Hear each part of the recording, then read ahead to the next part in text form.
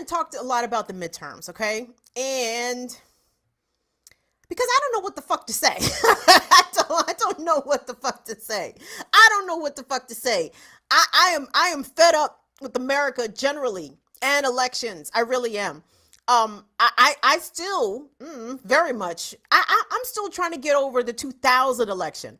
You know what I'm saying? Right before my very young, impressionable eyes, I witnessed an election be stolen in real time. I mean, it took them a couple weeks before they finally stole it. But I seen that, right? And that, you want to talk about undermining democracy, undermining faith in democracy. Nigga, my faith was undermined in democracy over 20 years ago. So what the fuck ever is happening now in the fight for democracy, that is white folks' business. I am not part of that conversation. I will let the white folks fight for democracy amongst themselves, because, you know, some of them, especially those in power, especially those holding elected office, are not, you know, whether or not other people enjoy democracy, including members of their own constituency, you know, that's sort of ancillary. They'll get to it when they get a chance, you know what I'm saying? But we gotta vote. Gotta vote. Gotta vote. But so there's an election of some significance in my home state of Maryland, and I am a little perplexed by it. So we have a new governor. Maryland will be swearing in a new governor January 2023. Larry Hogan. Larry, what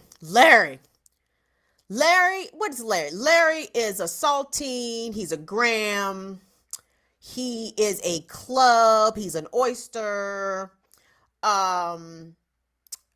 Name me some other crackers. I'm trying to name all the kind of crackers that I can think of, because Larry Hogan is all of them shits. Every single fucking cracker you can think of, Larry Hogan is it. He is it. Two-term Republican governor. On his first term of getting elected into being governor, he was able to do so because the Democrats put up a very weak candidate. Anthony Brown was Martin O'Malley's lieutenant governor. And even if you don't live in the state of Maryland and you don't know specifically who Martin O'Malley is, if you watch The Wire, Carcetti is loosely based, or not so loosely based, on Martin O'Malley when he was the mayor of Baltimore, and then he went on to become governor of Maryland. And then motherfuckers didn't want to have shit to do with Martin O'Malley, but that's a whole nother story. So Larry Hogan about to get his ass up out of there. Thank you, Jesus. So we about to get a whole new governor, right? The Republican is backed by Donald Trump. His name is Dan Cox.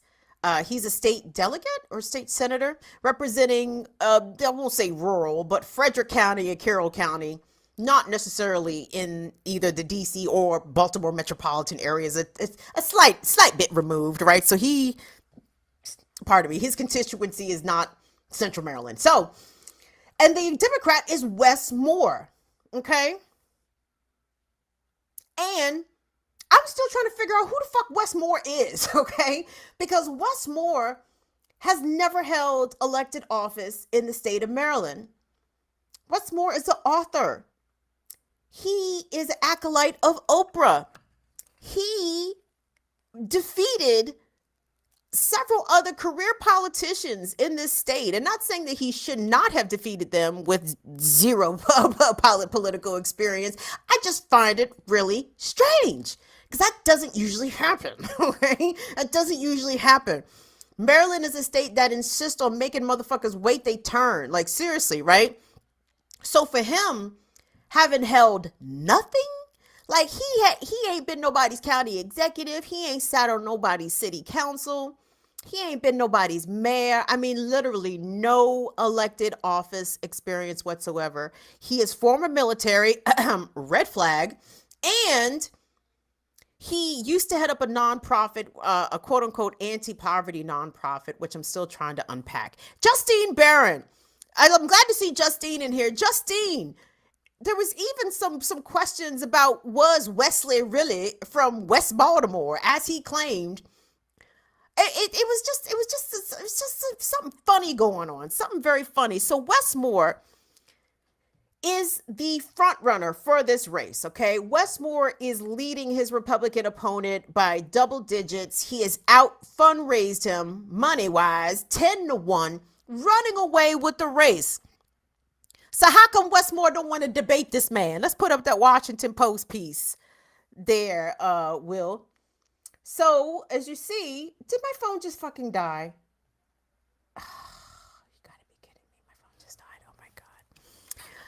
Hopefully the Washington Post will put me on this paywall right now. So the headline, as you see, Maryland gubernatorial candidates set to square off in debate. But please notice the singular, the singular use of debate, because there's supposed to be 3 debates, 3. Run them, 3. And it's only the Wes Moore campaign that has agreed to do 1 debate. They have declined to do the usual set of 3 debates, which is, typical in a statewide race like this, and of significance, no less, right? Let me read this from the Post really quick.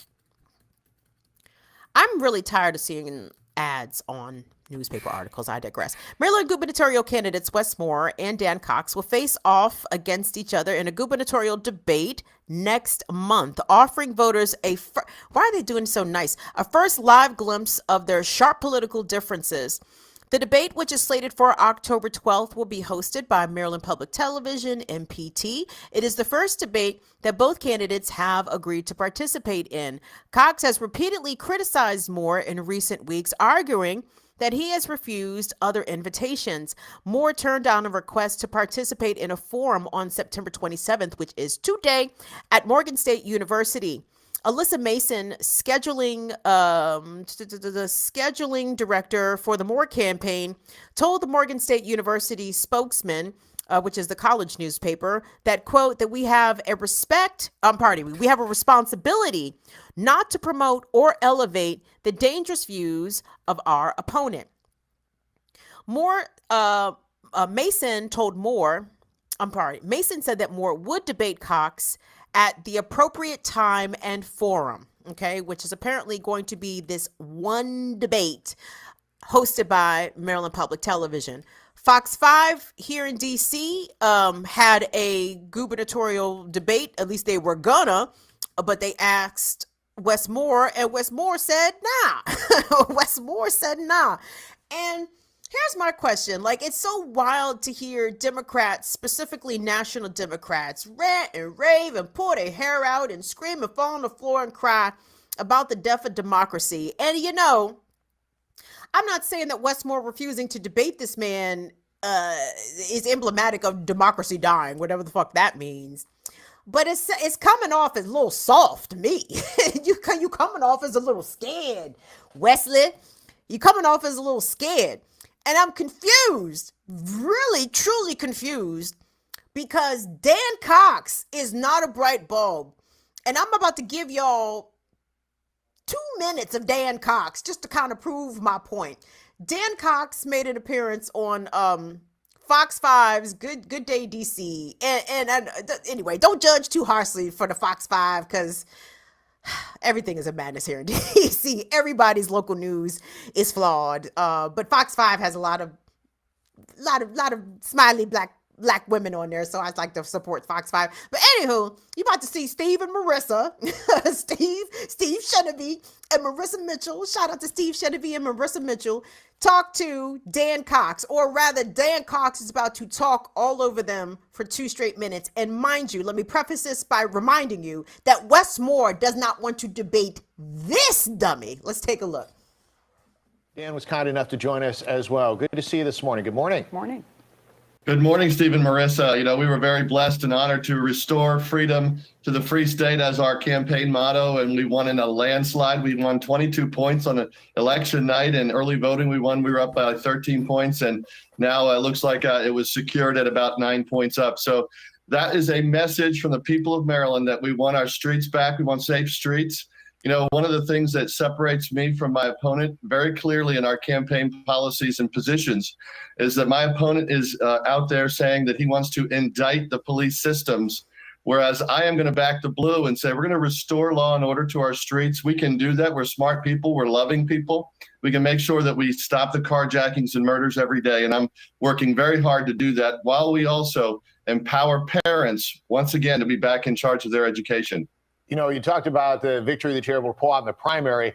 Might be a little different situation or a tougher fight perhaps in the fall election, where Democrats have typically come out in strong, outnumber registered Republicans 2-1. I know there are independents that are in that mix, and I know you want to target them, but coming into a state that had a Republican governor now for 8 years, but more of a moderate, that's not exactly where you're approaching things. So what do you do now to try to gain those extra votes that you might need?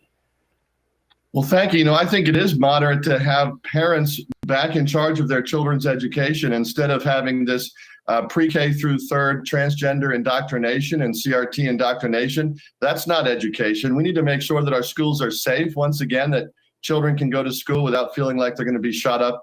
This is an urgent matter, and parents know it. And so they're going to come out and say, who's the more reasonable candidate on this? My opponent is on his website saying he's going to take charge of local school boards of education and forcing transgender ideology behind parents' backs in schools. That's not education. We're a loving people. We don't need to be forcing our children to have these kinds of indoctrination, sexualization in schools without parents being part of the equation. So our campaign is very clearly about re-empowering parents, putting people back in charge of their government.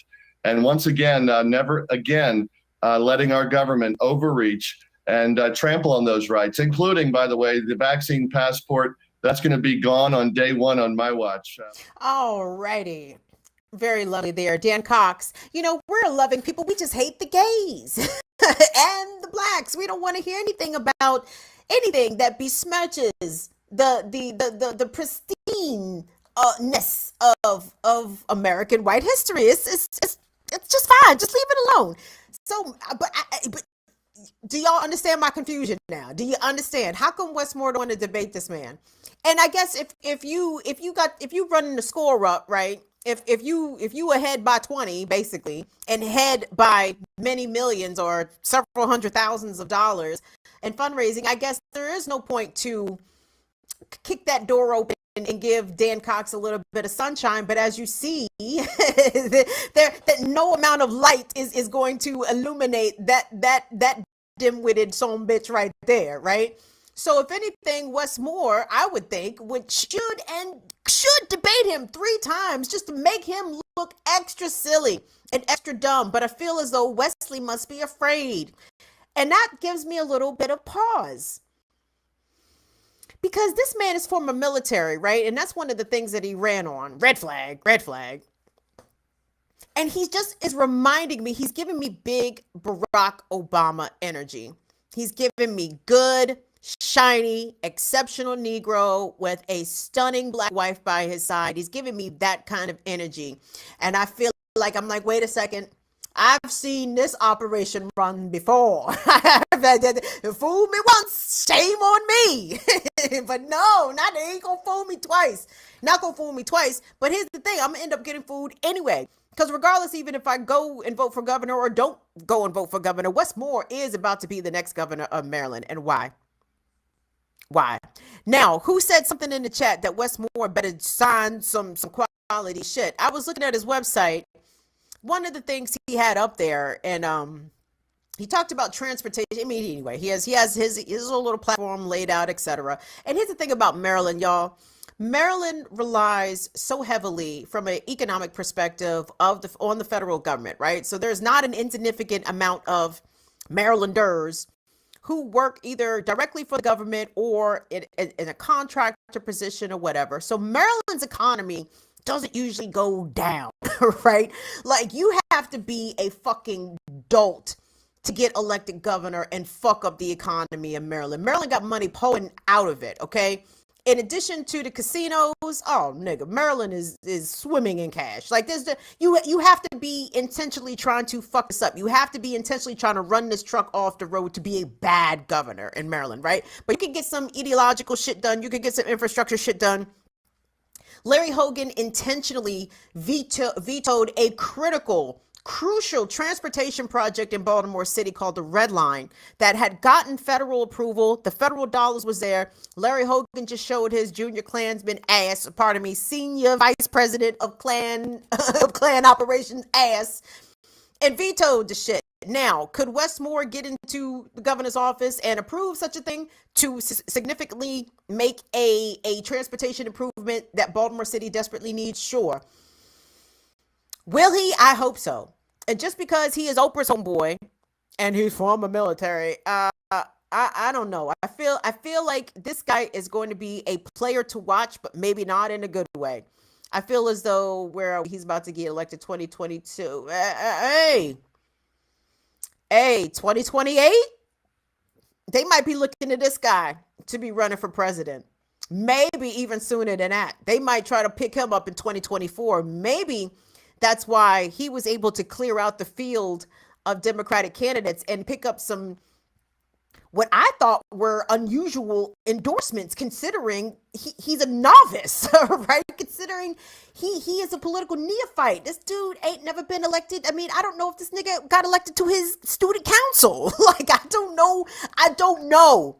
There's a lot I don't know, and I don't like that I don't know it, and I don't like the fact that Wes Moore is not going to give Marylanders an opportunity to fully see him in 3 debates that we as voters, I feel, are at minimum entitled to. He's going to give us 1 debate, and that's lame. I apologize for using the word lame. That's an ableist term, but that's some bullshit.